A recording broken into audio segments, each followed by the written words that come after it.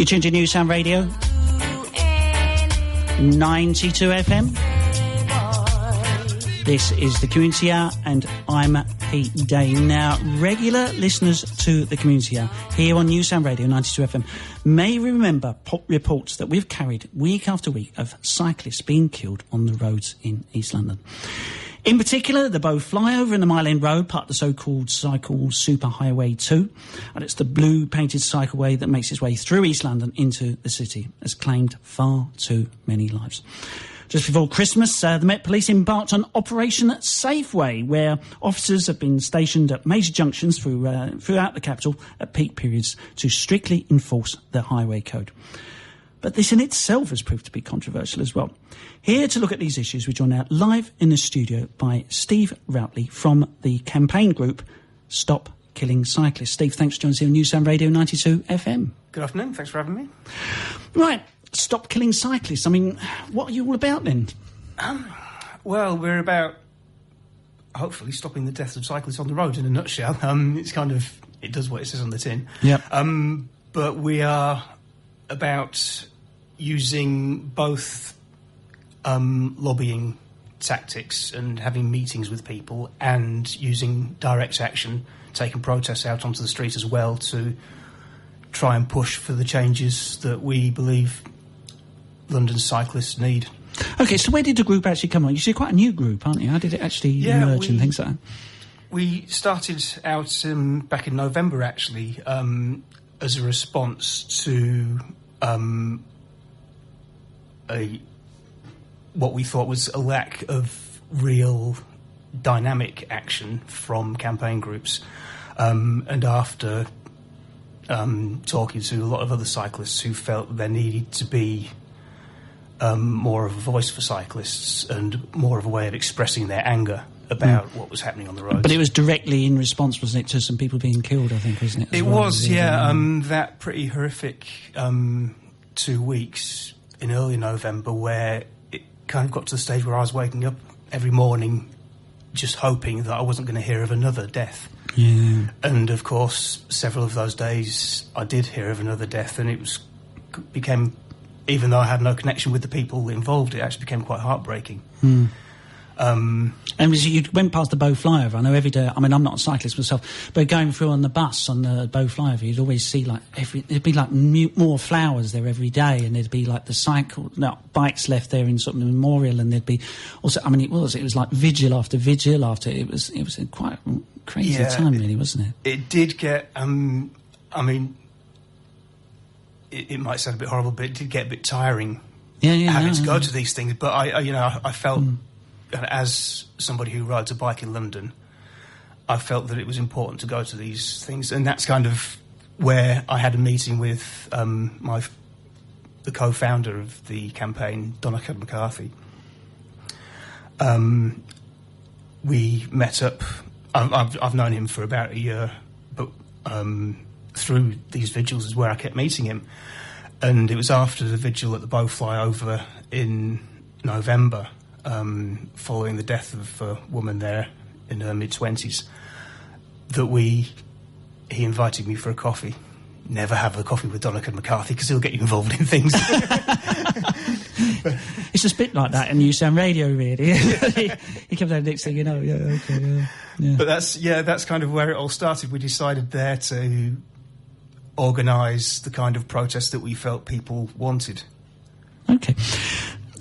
OK, cycling in London, it always seems to me to be a dangerous business, yeah? OK, well, first, I'll do 2 questions, really. One, is it really dangerous? Clearly it is. There's people dying, yeah? Just how dangerous is it? And secondly, what could be done to make it safer? OK, I think with the question of how dangerous is it, there are risks. I think there are risks for anyone who goes out and uses the road, whether they're in a car, in a lorry or on a bike. Things can happen. There are incidents, and wherever you want to apportion the blame, there is a risk. I think there's quite a good case for saying cycling isn't inherently dangerous even on the roads, because the majority of people who ride bikes in London get home safely. Okay.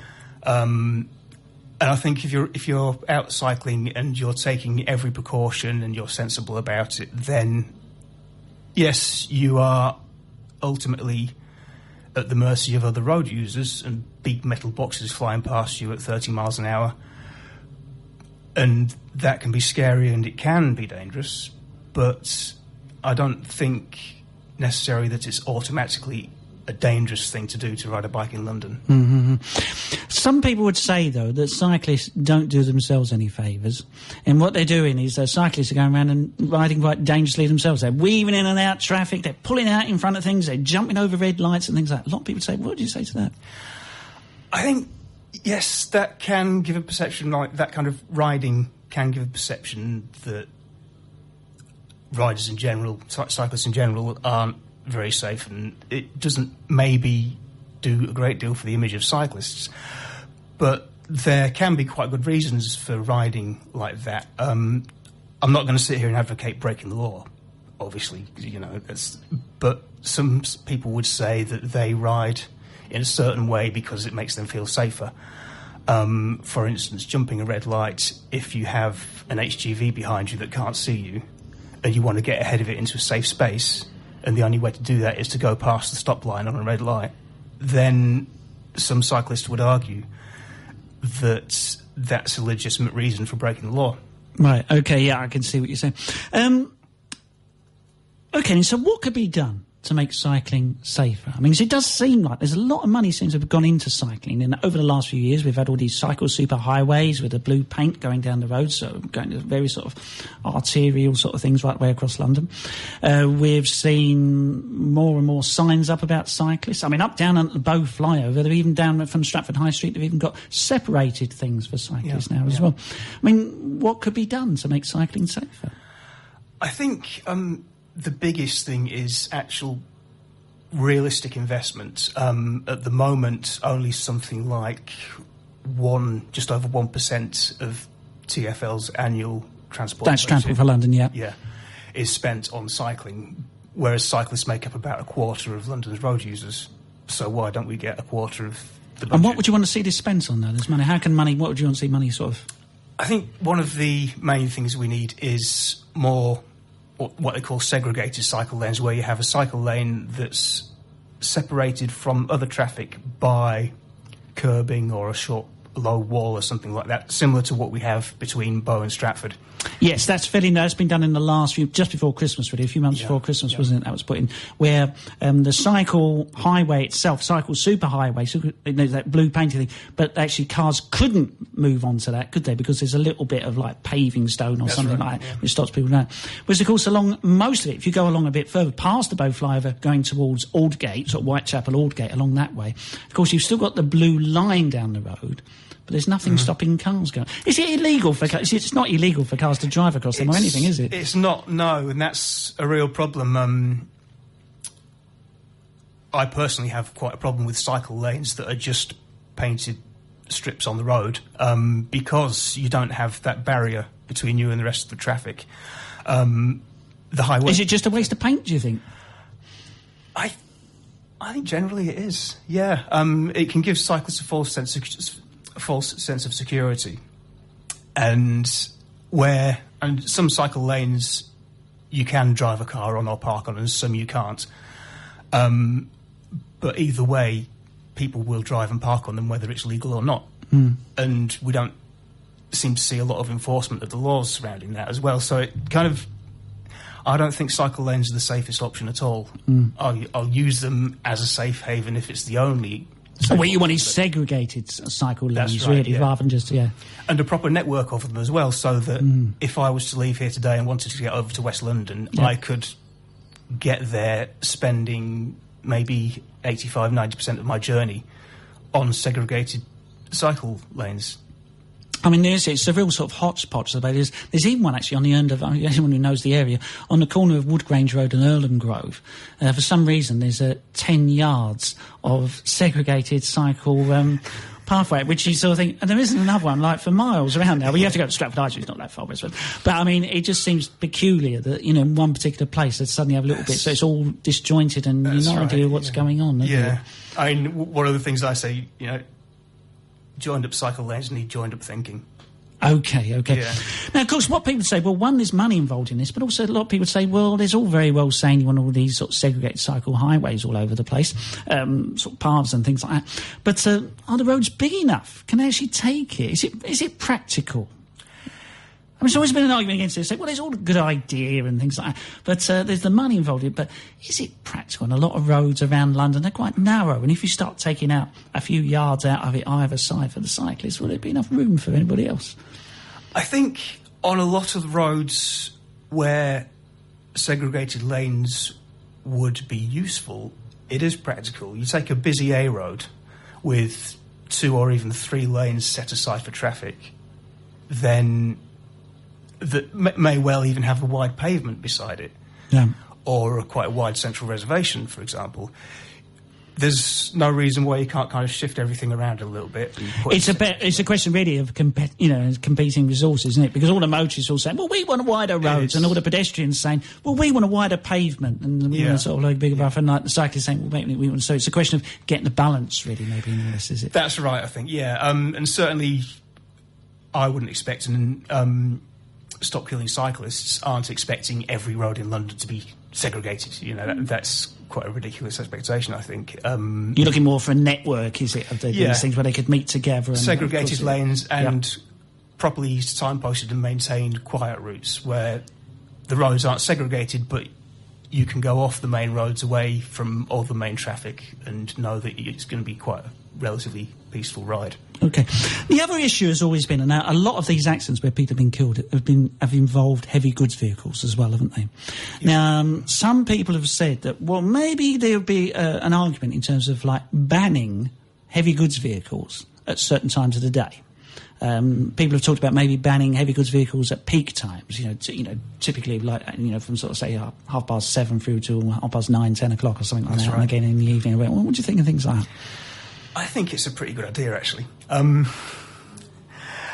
can just imagine people now banning lorries. We rely on lorries to bring in our goods and deliveries for shops and things. Well, of course, the other argument about it is so I think they do something like this in Paris, don't they? I'm not too sure about that. I'm not 100% sure. Yeah. I know other cities in Europe have done things, but there is a problem with it as well. So, of course, if you sort of say, well, the lorries can't be on the roads in London until 10 o'clock, because already they're banned overnight in lots of places, aren't they? There's a nighttime ban on a lot of heavy goods vehicles already, so that people can get a decent night's sleep.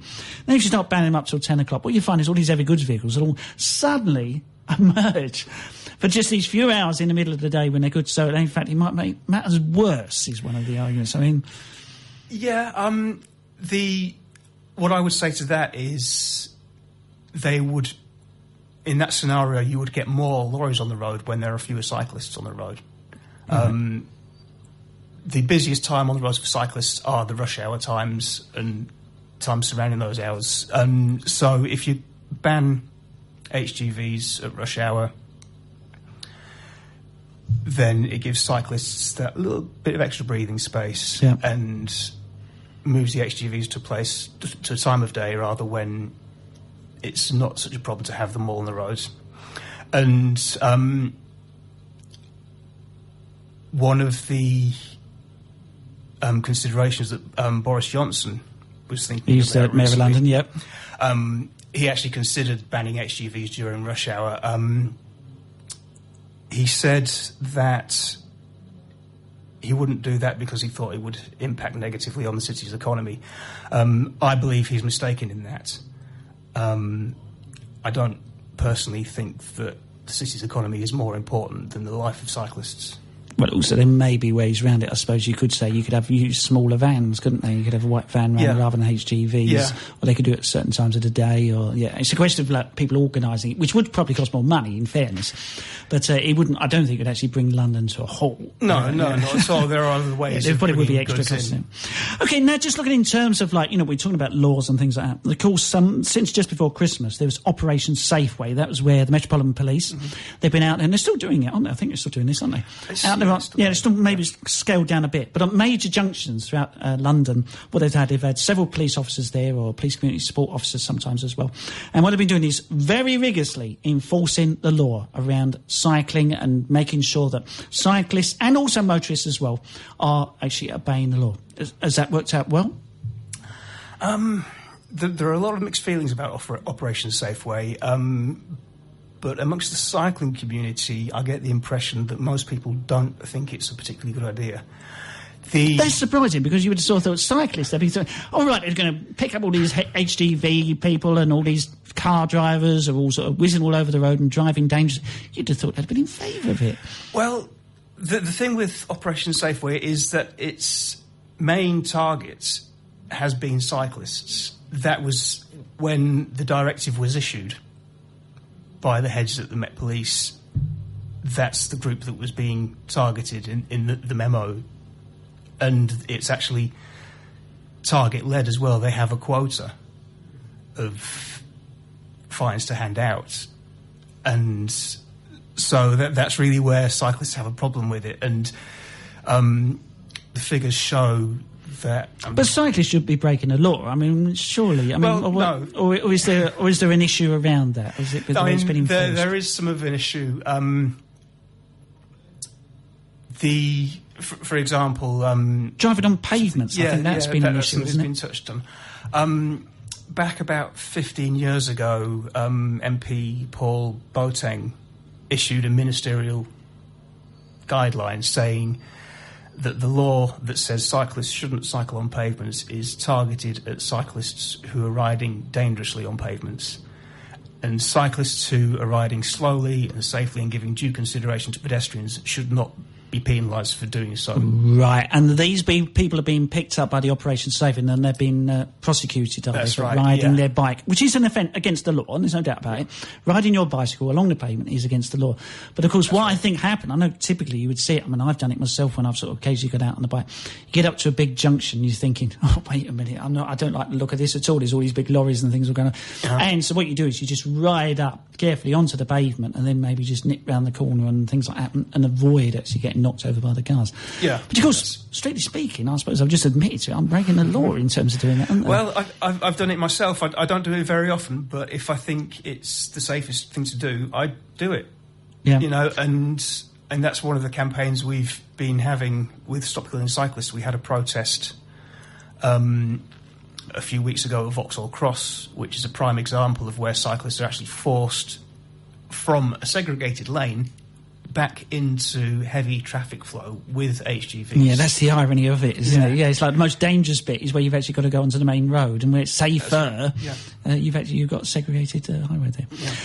Okay, so that's where we are with that. So we've got to go to the break now, yeah? Okay. And but there's one thing, really, just in terms of finishing up. If there's one thing, there's one thing that could be done which would make cycling in London safer, what would that be? One thing. I would say that if the heads Transport for London and Boris Johnson actually took notice of what cyclists were saying. Okay, and actually sat down, talk to you, listen to what people are saying, and actually come up with something. I tell you what, Steve Routley from Stop Killing Cyclists, thanks for joining us here on NuSound Radio 92 FM. You will stay, though, won't you? Because after the break, we've got a special feature on wassailing.